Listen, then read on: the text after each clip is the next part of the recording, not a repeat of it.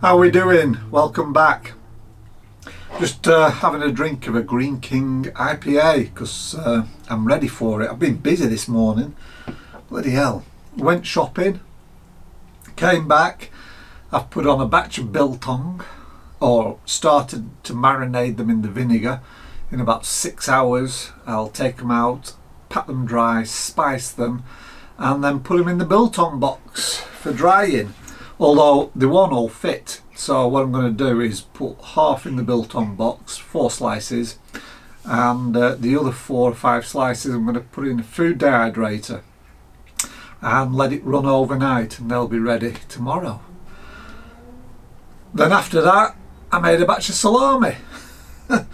I forgot to buy the cabbage though this morning, so I'm going to have to nip out again this afternoon and see if I can. I think there's somewhere local that will sell white cabbage, and then I can put another batch of sauerkraut on. Yeah, so busy. I'm ready for this beer. Anyway, the ingredients came from my next brew day, which is on Friday 22nd. Brewing a best bitter, but I got one ingredient wrong when I put my order in, but it doesn't matter because it still fits the style. So I'll just go through them. Black malt, I think it's like a black patent. This is 100 grams. I'm only going to use 50 grams of this just to deepen the colour. I'm hoping to get nice sort of deep amber, and a little bit of black patent or black malt, Simpson's black malt.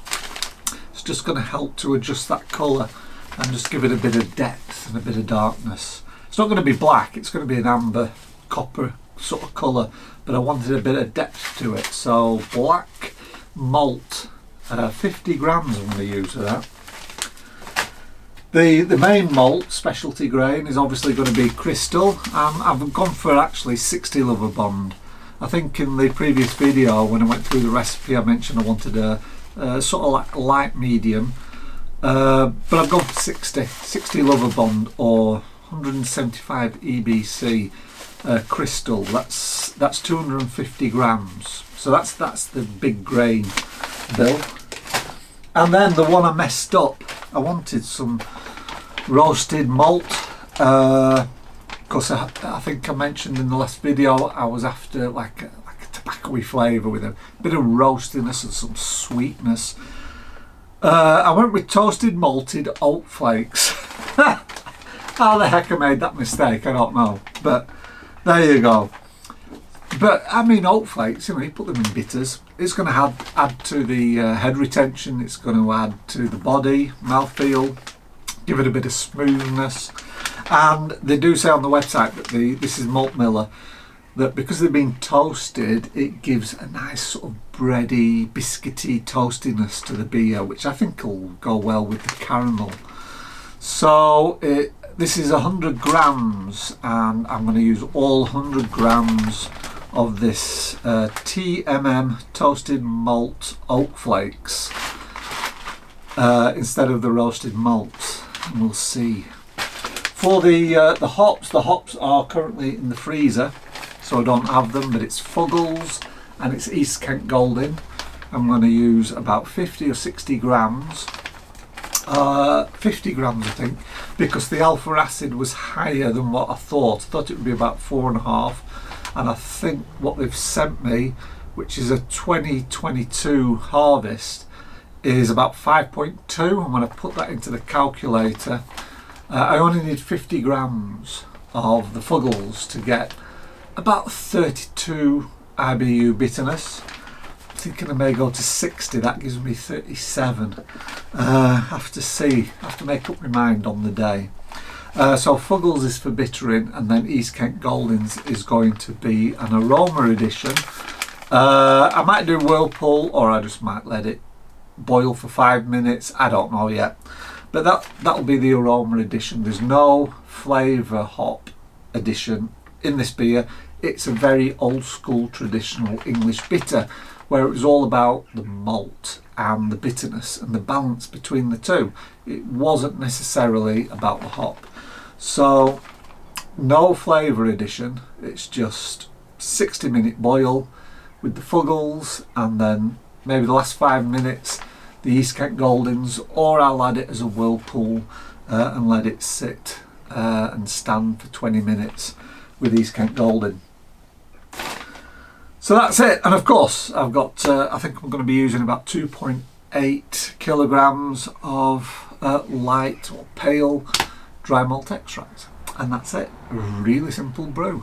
So that's going to be Friday 22nd. I'll video it and I'll put it up next weekend. I was thinking of live streaming, but I don't know how you do it, and it's going to be during the day when everyone's at work and I'll just look sad just on my own, so I'm not going to bother. But you can tell it's autumn because I've also bought myself this Muntons Handcrafted Oaked Ale. I brewed this last year, I reviewed it. You can go back in the on my channel and you can hear my review. Very nice beer, not bitter. It's more like an old ale. That's how I described it, I think, in that video. It's like a well-aged old ale, aged in oak barrels, because you get oak chips with this, and you add them just after you've pitched the yeast. And then what you're meant to do is, after about 5 days, is rack it into another fermenter, and then just give it, the rest another 10 days. So yeah, it's a really nice beer. Last year when I brewed it, I thought it was a really nice beer.